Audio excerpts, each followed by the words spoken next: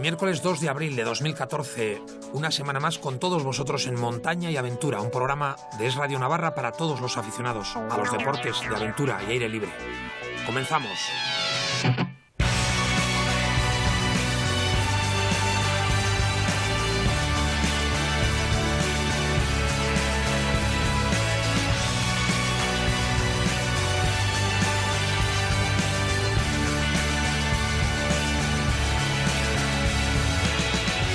En esta semana, como siempre, vamos avanzando un poquito de qué va a ir el programa. Primero os vamos a dar alguna noticia, alguna novedad. Siempre contamos alguna pequeña novedad, digamos, en el mundo de la montaña para que conozcáis.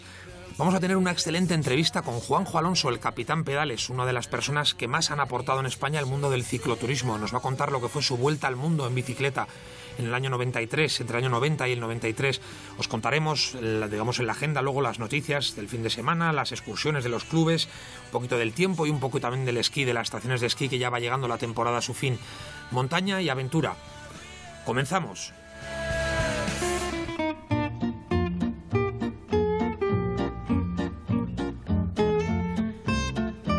Bien, como sabéis, Carlos Soria, el conocido alpinista de 75 años, ya se encuentra en la zona de Katmandú para intentar en pocos días el Kanchenjunga. Ayer por la noche, y de mano de Cristóbal Baeza, el enlace con la expedición de Carlos, hablé con él por teléfono, me comentaron que están realizando un trekking de aclimatación por el Valle del Khumbu.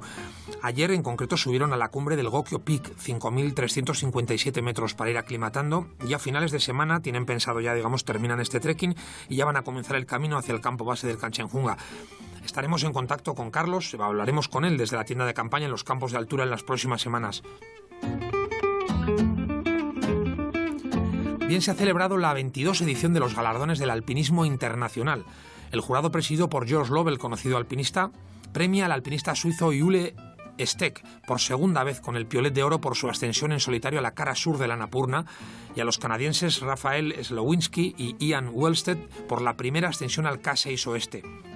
La ascensión de Uli Steck a la Annapurna ha estado rodeada de debate, puesto que no trajo foto de la cumbre ni dejó nada arriba para justificar su ascensión. En cualquier caso, el jurado, que ha estado compuesto por grandes alpinistas como Denis Urubko, Catherine Destivelle, Sugmu Lim, Eric De Luca y Karin Steinbach, no ha hecho caso de estos rumores al tomar su decisión, confiando en la máquina suiza de hacer montaña, Uli Steck.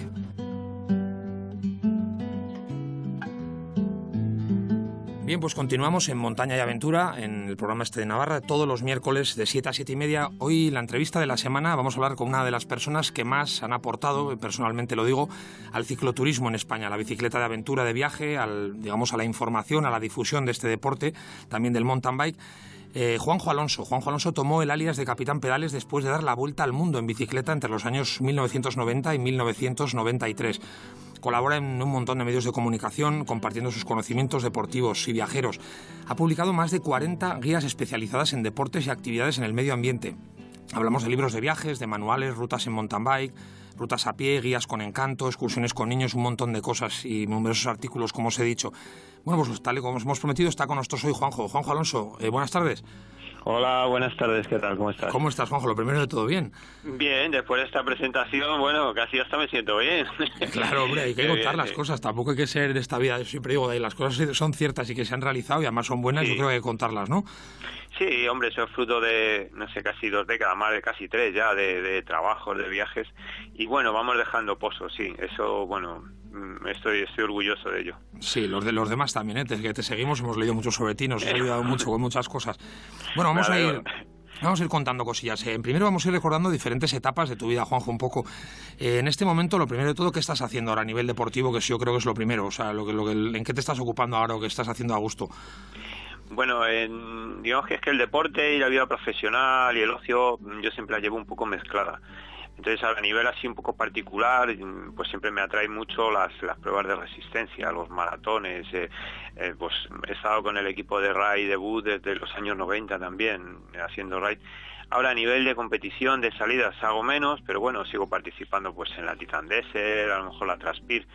Menos carreras, pero bueno, las que son un poco de alguna manera un desafío deportivo. Es un poco en lo que se centra, pues eso, un poco la vida pues eso, entre hobby, afición y profesión, porque después pues generalmente esas experiencias que son más deportivas, que digamos viajeras, porque ahora las competiciones casi es un poco eso, ¿no? Es un grupo de amigos que vamos a un evento deportivo, vivimos una experiencia y luego pues me gusta contarla, o la cuento en los blogs, o la cuento en la revista, un poco también para animar a la gente a que participe en este tipo de pruebas, no ya solo que vayan a ganarlas, pero siempre es un poco tener una meta, un desafío que te ayuda a entrenar cada día, a mejorar, a mantenerte un poco en forma, es una motivación. Muy bien. Vale, y a nivel de difusión, actualmente, bueno, todos conocemos en Navarra es que hay una gran afición a la montaña desde hace muchísimos años, y a nivel de difusión mucha gente te sigue en Oxígeno, pero más cositas estás haciendo actualmente a nivel de difusión. Sí, pues bueno, ahora la última guía que he publicado, que fue una guía aquí en la ciudad de Guadarrama, que fueron dos prácticamente, una dedicada al trail running, que está también muy en auge, entonces estaba pasando mucha gente digamos directamente de triatlón, de carreras urbanas o semiurbanas, de repente a las carreras por montaña, y que llegaban a la sierra y faltaba mucha información. Necesitábamos una guía, sobre todo para la gente de la zona centro, aquí en la sierra, que sube mucho a correr, faltaba una guía de senderos para ir a correr, ¿no? La gente tenía buena base atlética ya de otros deportes, pero le faltaba, claro, conocer la sierra, no eran montañeros, no era gente de monte. Y ya también he sacado este año pues una guía de bici, con motivo de la declaración del Parque Nacional de Guadarrama, he publicado una guía de rutas para bicicleta de montaña, más que nada que cumpla un poco la normativa de, ya sabes, cuando se crea un espacio protegido, pues sí, no te dejan ir por este sendero, por el otro sí. Entonces un poco eligiendo, seleccionando los lugares que se podía hacer. El otro día mismo estábamos hablando con el teniente Fernando Rivero del GREIM, del Grupo de Rescate de la Guardia Civil, hablando un poquito de este aspecto, de que hace falta bastante información para la gente que está pasando de correr una media maratón o un maratón a empezar a correr por el monte.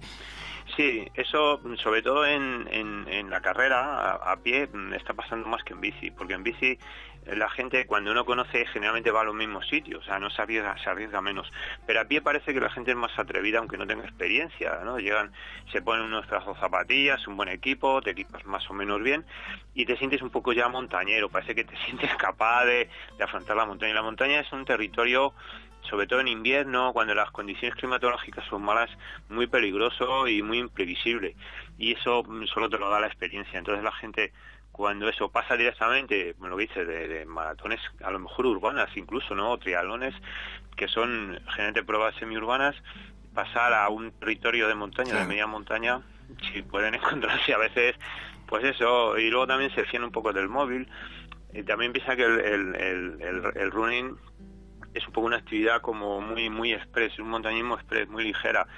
Subimos con zapatillas, con un macutito, una botita de agua, dos geles, dos barritas. Y luego pasa lo que pasa, ¿no? Claro, te harías a correr para arriba, te viene el tormentón y luego faltan recursos, ¿no? Hay gente que entonces sacan el móvil y pum, y llaman, ¿no? 112, y muchas veces, por supuesto, la suerte de tener esto, los grupos de rescate que puedan acceder, pero en ocasiones, claro, pues no llegan a tiempo o se generan situaciones imprevisibles.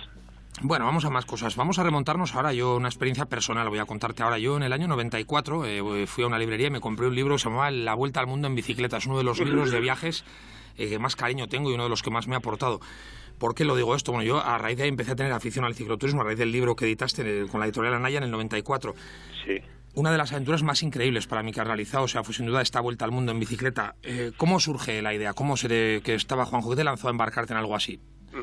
Bueno, quizás también fue un poco fruto de la inquietud, del carácter o del momento, ¿no? Yo en ese momento pues quería descubrir el mundo, supongo que como mucha gente no había tanta información, no existía el internet, ni existía, por ejemplo, pues los mails, no teníamos a veces esta capacidad de llegar un poco con la imaginación o con fotos o con vídeos como ahora, que parece que quieres ver algo de Patagonia y ¡pam!, lo pones y ves ahí una aventura, ves a alguien haciendo cosas. En aquella época, en los años 90, los años 80, pues no teníamos a lo mejor esa capacidad, ¿no? Y para conocer muchas veces sitios, pues tenías que ir. Eso, por un lado. Y luego, pues quizá la decisión, ¿no? La decisión de Pues sí, bueno, yo me voy y si me sale bien, me sale bien, y si sale mal, sale mal. O sea, yo tuve la suerte quizás porque, bueno, pues tuve robos, tuve malos momentos, no todo fue dar pedales y todo idílico. Lo sé. Entonces, claro, pues tuve la suerte también de salir airoso, de tener, pues eso, un poco a veces apoyos.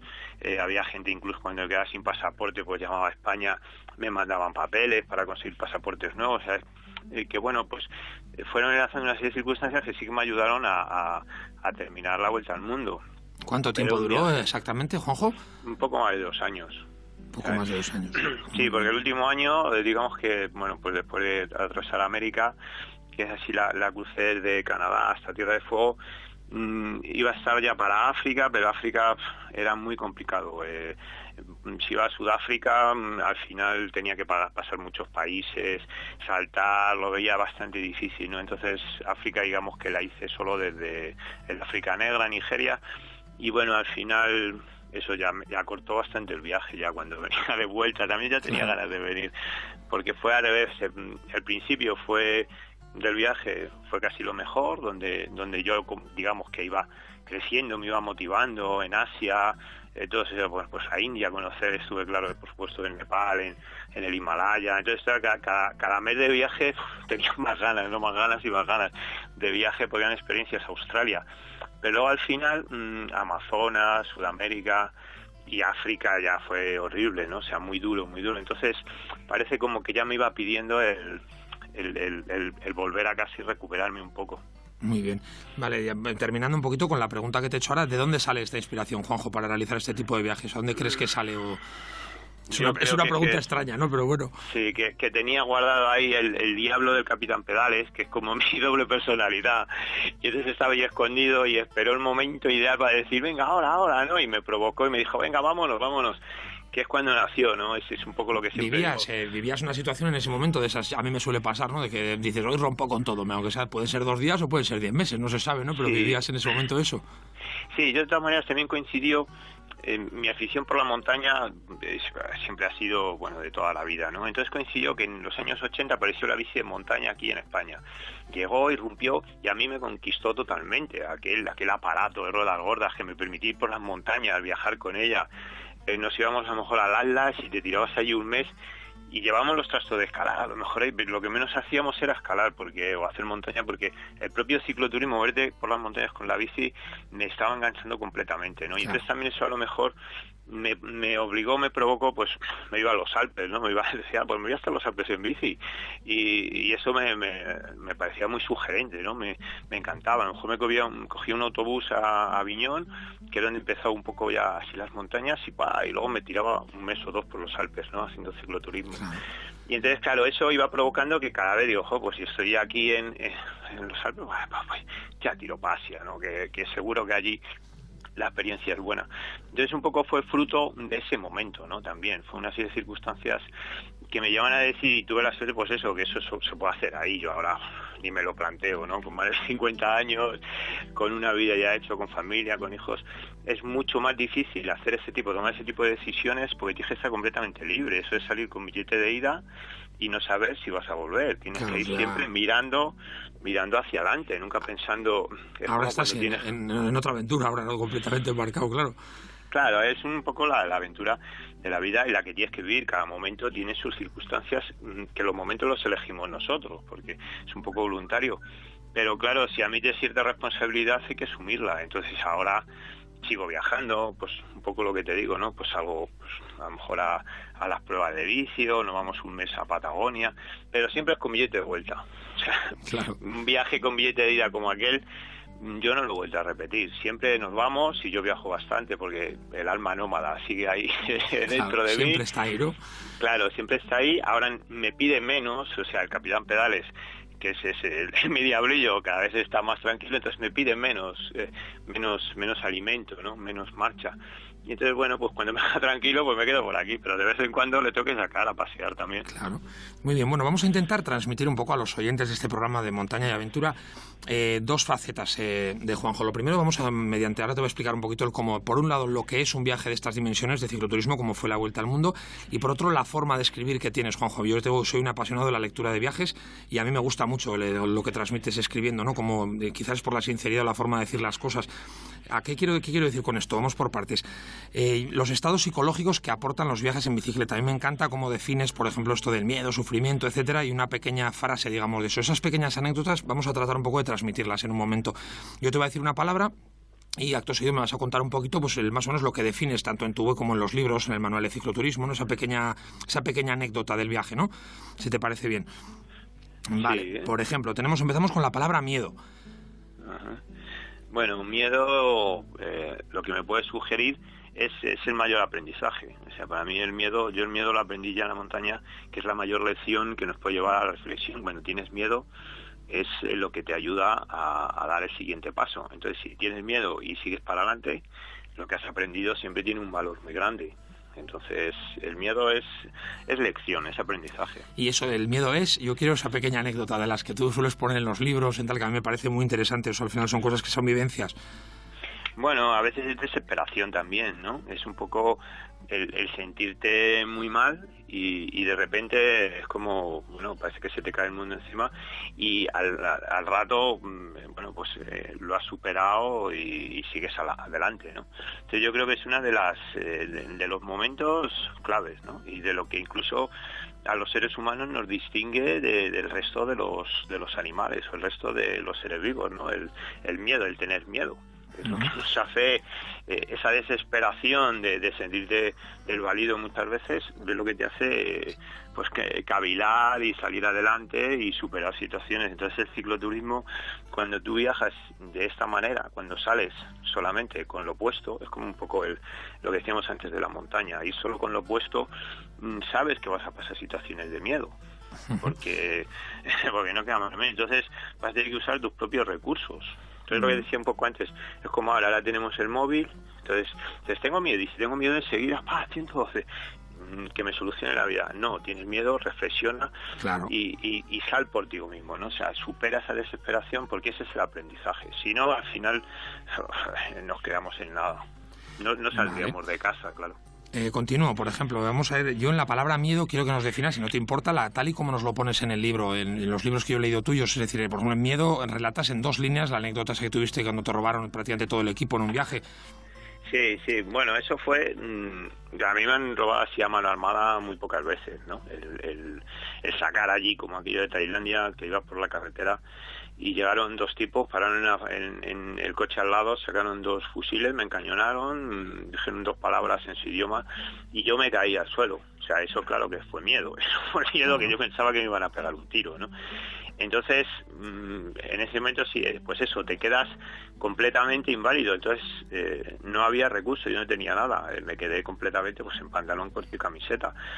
Y pasé del miedo, claro, a tener que de repente salir por para adelante, parar un vehículo, vida, claro. Explicarle allá al primer coche que pasó por aquella carretera que me habían robado, que tenía que llevarme a la policía. Claro, no entendían inglés, yo no hablaba tailandés, entonces son situaciones que ahora te planteas y dices, se te viene el mundo encima. Pero en ese momento te conviertes en una especie como de superhéroe, ¿no? Y que tienes que ingeniártelas como sea, ¿no? Claro. Y al final tiras para adelante. Yo sí que lo tengo claro, que lo importante, eso por encima de todo, que tienes que mantener en la vida. O sea, eso es lo único que no puedes recuperar. Y en ese momento estaba que perdí todo, hasta el pasaporte. Ya a los 2 o 3 días, pues tenía otra vez cosas, recursos, estaba ya en Bangkok, o sea que, bueno, mientras hay vida, hay esperanza. Vale. Pequeña anécdota a través de unos 30 segundos. Sufrimiento. Bueno, el sufrimiento para mí es cuando precisamente esos recursos empiezan a desaparecer, ¿no? Cuando ves que físicamente no puedes superarlo, ¿no? O te vence el entorno en el que estás, ¿no? Por ejemplo, pues en Brasil, yo creo que lo dirás yo hablo de sufrimiento, es lo que mejor representa, por ejemplo, ese tipo de travesías, ¿no? Las selvas, los lugares donde al final te das cuenta que no eres de ese terreno, o sea, que yo no soy para un ser de la selva, entonces la selva te devora, no tienes comida, no tienes alimento, enfermas, entonces eso es lo que te hace sufrir, porque el miedo, lo que decía antes, es un poco que te caigas de una pared cuando escalas o que te metan un tiro, tienes miedo, pero el sufrimiento es que día a día, poco a poco, minuto a minuto, ves que el entorno te está devorando y te estás consumiendo y te faltan recursos, eso es sufrimiento.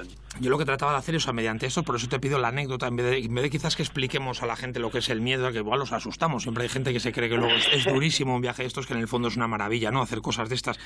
Sí. Decirles un poquito, o sea, decir, tal y como lo escribes, Juanjo, en el libro, a mí me encanta eso y quiero que se lo transmitamos a la gente, es decir, en sufrimiento definías eso es el momento de llenarte de barro el cuerpo entero para poder escapar de los mosquitos en el Amazonas, por ejemplo. Sí, efectivamente. Cuando ves que los mosquitos ya decía, bueno, son los bichos más pequeños, porque de un león o de un tal te puedes a veces, pero de unos mosquitos, de unos insectos, y entonces lo único que se me ocurrió era enfangarme completamente cada día, me cubría y descubrí que así, pues mientras yo estaba pringado de barro no me picaban los mosquitos. Iba todo el día, pues eso, como un terrón de barro sobre la bici, y funcionó muy bien. Vale. Desesperación, otra pequeña anécdota rápida. La desesperación, eso fue en el desierto del Sáhara, cuando pues me iba guiando por unas balizas que hay en el Teneré, que son las que marcan el carril, y una tormenta de arena pues cubrió las balizas, y estuve pues allí varios días. Pensaba que ya no saldría, claro, porque no sabía para dónde tirar, estaba desfallecido, sin agua, y me quedé allí. Eso sí es desesperación, porque estaba completamente a merced del destino. Y la suerte, pues que a los 2 o 3 días pasó por allí un vehículo, el destino, los dioses del desierto, y me salvó la vida, claro. ¿Riesgo? El riesgo es quizás peor que el miedo, porque el riesgo nunca sabes en qué momento puede venir un problema, un accidente. En el riesgo, por ejemplo, en la India, era cada pedalada, cada instante que daba, en otros países incluso de Asia, pero sobre todo en la India, que los conductores están locos, es donde mayor riesgo hay yendo por las carreteras.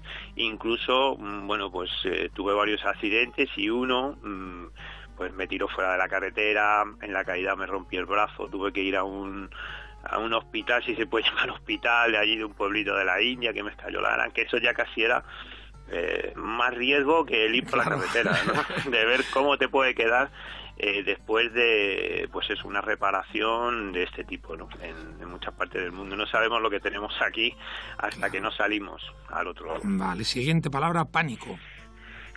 Bueno, el pánico yo creo que fue en el desierto de Australia, donde pasar la noche era normalmente el mejor momento del día, porque eso es un territorio infinito, entonces poner la tienda, ver el atardecer. Y bueno, una de las tardes pues fui a poner la tienda en una madriguera de escorpiones, y entonces cuando estaba allí disfrutando del mejor momento del día, que es el atardecer, empezaron a aparecer escorpiones por allí alrededor, se metieron en la tienda, claro, y eso fue una obsesión total, o sea, empecé a correr para todas partes, no sabía dónde ponerme porque pensaba que habrían entrado en el macuto. Incluso estuve 2 o 3 días mirando, cada vez que me ponía la ropa, los zapatos o me ponía los guantes, cualquier cosa, los volvía a mirar porque pensaba que podía salir. Sí, paranoia mental, ¿no? Que suele decir. Sí, lo que es pánico, o sea, de huir de ti mismo, de no saber qué hacer. Bien. Bueno, vamos a ir a unas preguntas así rápidas para ir terminando un poquito, pero también un poco para ahora vamos un poco más a la gente que está empezando en este mundo y quién mejor que tú para recomendarles cosas. Primero, ¿qué viaje cicloturista en España ha repetido Juanjo Alonso más veces? O sea, algo que has hecho varias veces y porque se lo recomendarías a mucha gente que empieza en esto. El viaje que más he repetido, o sea, con nombre propio, es el Camino de Santiago. Primero lo hice un poco porque parece que lo quería hacer hace mucho tiempo, en los años 90, después de venir a Vuelta al Mundo con mi hermano, y después publiqué una guía, quería ir con gente que me quería que los acompañase, luego lo tenía que repetir para actualizar la guía, luego publiqué una a pie, hice el Camino del Norte. Entonces mi vinculación con el Camino de Santiago como ruta cicloturista es algo especial, mitad trabajo, mitad afición, y sigue estando, porque pues algunas veces doy conferencias, hablo del Camino de Santiago, bueno, pues está ahí. Lo que pasa es que desde hace, pues eso, 10, 15 años prácticamente era como la referencia de ruta cicloturista, pero es que ahora sí que hay otras, como el Camino del Cid, en fin, claro. Todas la red esta de pedales del mundo, que hay aquí en España como Pedales del FOC, o sea, hay una serie de itinerarios cicloturistas, el cicloturismo moderno incluso, o actual, de ir por etapas que te pueden llevar las cosas, puedes contratar una furgoneta si quieres que te lleve el equipaje, puedes dormir en alojamientos, en fin, o sea, hay unas estructuras ahora mismo que no había a lo mejor en los años 90 cuando salíamos del cicloturismo, que era mucho más ir de tirado, claro, que ir por tus propios medios. Pienso además que es un poco las cosas como las hagas, ¿no? Es decir, yo en el libro tuyo del Camino de Santiago también lo hice cuando salió aquel libro, justamente cogimos y lo hicimos un poco como lo hacías tú, es decir, más utilizando caminos de montaña, pistas, ese tipo de cosas. Y yo me acuerdo que fue una aventura genial como lo hicimos, es decir, que huimos completamente de la masificación de los restaurantes, de los campings, sino que íbamos, pues eso, porches de iglesias, incluso que hablar de eso en el libro, ¿no? Que tiene gracia. Y nos gustó mucho, la verdad es que fue una experiencia muy buena. Para seguir un poquito, los que ya han hecho, los cicloturistas que ya han hecho la Ruta de la Plata, el Camino de Santiago, el del Cid, ya un poquito de España. Yo, por ejemplo, pasé ese paso ya hace tiempo y empecé a lanzarme un poquito. ¿Qué recomendarías a la gente como siguiente viaje cicloturista? Ya un poquito de hacer un poco más kilómetros e incluso ya pues un poquito más aventura. ¿Qué país o qué rutas? Para mí, incluso fijándome en mí, también en el proceso que yo llevé cuando empecé a hacer cicloturismo, pues es un poco lo mismo. Yo aquí en España empecé haciendo rutas, me iba a lo mejor 2, 3, 4 días a zonas de montaña, generalmente, o zonas de sierra. Recuerdo viajes en la Sierra de Cazorla, en el Alto Tajo, en la Serranía de Cuenca, así, ¿no? De sierras, ¿no? De lugares boscosos. Y después el primer salto que di fue al Atlas, a Marruecos. Yo recomiendo también a los oyentes, a todo el mundo que quiera vivir así experiencias curiosas y bonitas, que se planteen rutas en la zona del Atlas, en marroquí. Primero porque el entorno es muy bueno para la bicicleta, hay pistas de montaña, son pueblitos, el contacto con la gente, o sea, ya no es solo viajar, el aspecto deportivo, personal con tus amigos, el elegir los sitios donde duermes, sino también el que está aquí muy cerquita, no nos cuesta mucho el viaje, podemos ir rápidamente. Y es seguro también, que la gente tiene mucho miedo a Marruecos y es un país maravilloso. Bueno, la seguridad puede ser tan seguro o tan inseguro como puede ser un viaje por La Rioja. O sea, claro. Si das con los malos hay en todas partes. A mí siempre me han preguntado, y si das con el malo o tienes la mala suerte de que no lo has podido evitar o tal, o sea, la lías, eso está claro, ¿no? O sea, también es verdad que en bici vas a veces un poco indefenso, te ves un poco sometido, un poco condicionado a la gente, por ejemplo, en pasos fronterizos, en controles policiales. Hay países pues que el hecho de viajar en bici tienes que ir preparado para superar ciertas condiciones o condicionantes en ese sentido.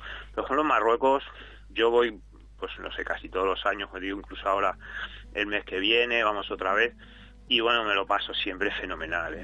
Y si das con un malo, pues lo que tienes que hacer es evitarlo, pero como te puede pasar aquí en cualquier sitio. Exactamente. Pero generalmente gente, bueno, y los lugares para la bici, es un sitio que me ha encantado muchísimo.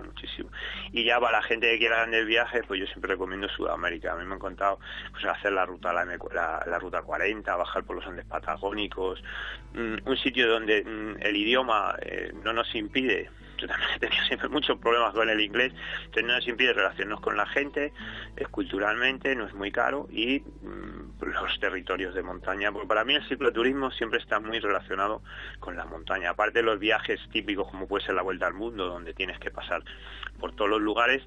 Ahora que voy normalmente, como te digo antes, viajes de ida y vuelta, generalmente vamos a zonas pues que hay montañas o zonas de pista, o sea, no rutas cicloturistas de decir, bueno, pues a lo mejor la Bretaña, y no tengo nada contra la Bretaña francesa, pero o bajar el Danubio, por ejemplo, ¿no? Son rutas cicloturistas como más de, no tan de montaña, ¿no? Pues yo busco menos masificación, claro. Sí, final. Exactamente. El que haya un poquito de aventura, el que vayas por zonas que tengas que llegar a 100 kilómetros a un pueblo si no te vas a quedar sin agua o sin comida. Zonas un poco más que te descubres siempre más naturales, en definitiva. Muy bien, pues nada más, ya no tenemos más tiempo, Juanjo, para seguir un poquito con esto. Podemos estar horas hablando con Juanjo Alonso de anécdotas, de mil cosas y aprender más cositas de ti. Nada más que decirte, Juanjo, que muchísimas gracias por habernos concedido esta entrevista para toda la gente que escucha este programa y que mucha gente te sigue en Navarra, que lo sepas. Para mí ha sido un placer, Joaquín, y bueno, encantado, cualquier día que queráis. Seguro que volvemos a hablar.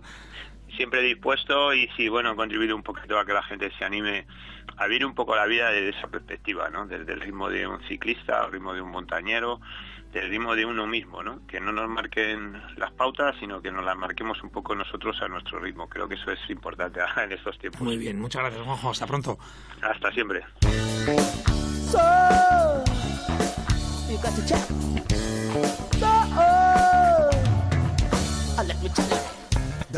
Bien, como cada semana vamos a contaros un poquito las novedades de los clubes de montaña en Navarra, las excursiones que llegan a nuestros oídos para que sabéis que podéis apuntaros llamando a los clubes, entrando a sus páginas web y las salidas que se hacen los domingos. Empezamos con el Gastaroa de San Jorge, ascensión al Pico de Acué este domingo 6 de abril desde Forgues de Abel al pasar el túnel de Somport. El Club Natación Snaur, Sucalmendi, Vizcarzun, Ascain. Club de Montaña Baztán, Baigorri, Trempeta, Urriz Pilota, Ausa, Errazu. El Amaya hará una salida por Echalar, Azcúa, Azcolegui y acabando en Vértiz. El Club Deportivo Navarra, Ibañeta, a la fábrica de Orbaiceta, una travesía preciosa. El Club Deportivo Navarra en su sección de esquí de montaña, el sábado y domingo en coches particulares, Balaitús y Barbat. Y el Boscos, también fábrica de Orbaiceta, Sayarre y refugio de Mendilats. Bien, como cada semana, contamos con David Flores para que nos cuente un poquito cómo está el tema de las estaciones de esquí por los Pirineos. Hola, David. ¿Qué tal, Joaquín? Buenas tardes. Vamos a repasar, así es, el estado de las estaciones de esquí más utilizadas por los navarros. En Astún tenemos 31 kilómetros abiertos y entre 1,5 metros y 2,5 metros de nieve primavera. En Candanchú son casi 25 kilómetros esquiables y entre 1 metro y 3,5 metros de nieve dura. En Cerler, 55 kilómetros y entre 1 metro y 2,5 metros de nieve polvo primavera. En Formigal, 107 kilómetros y entre 1 metro y 3 metros de nieve dura primavera. Panticosa va a permanecer cerrada hasta el fin de semana, el 5 y 6 estará abierta. Y del Pirineo Aragonés nos vamos a Francia, Artús. Por el momento se encuentra cerrada, no sabemos qué ocurrirá de aquí al fin de semana. En Guret tenemos 27 kilómetros y entre 1 metro y 3,5 metros de nieve polvo. Y en Aret, 23 kilómetros abierto, prácticamente toda la estación abierta, entre 1,5 metros y 2,5 metros de nieve primavera. Y por último, como siempre, pasamos por Valdezcaray en La Rioja, con 10 kilómetros abiertos y un espesor de entre 30 centímetros y casi 1,5 metros de nieve dura primavera. Joaquín. Muy bien, David, muchas gracias. Contaros un poquito lo de siempre, un poquito hablar del tiempo, aunque todavía queda para el fin de semana y las previsiones son siempre un poco en el aire. Mañana jueves parece que será un día lluvioso en el Pirineo, bastante malo. El viernes comenzará a mejorar poco a poco el tiempo en el Pirineo Navarro y el Aragonés más cercano a nosotros, pero todavía será un día con lluvia y nieve en la zona de Benasque y Cataluña. Durante la noche mejorará y parece que el sábado va a ser el día bueno del fin de semana, el día que hay que aprovechar y un buen día para esquiar o para ir al monte. El domingo vuelve a entrar un poquito de nubosidad, aunque parece un buen día.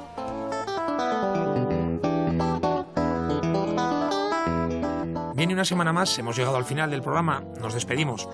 Ha sido un placer, como cada semana, estar con vosotros. La semana que viene tendremos una entrevista excepcional. Sebastián Álvaro, director de Al Filo de lo Imposible, estará con todos nosotros.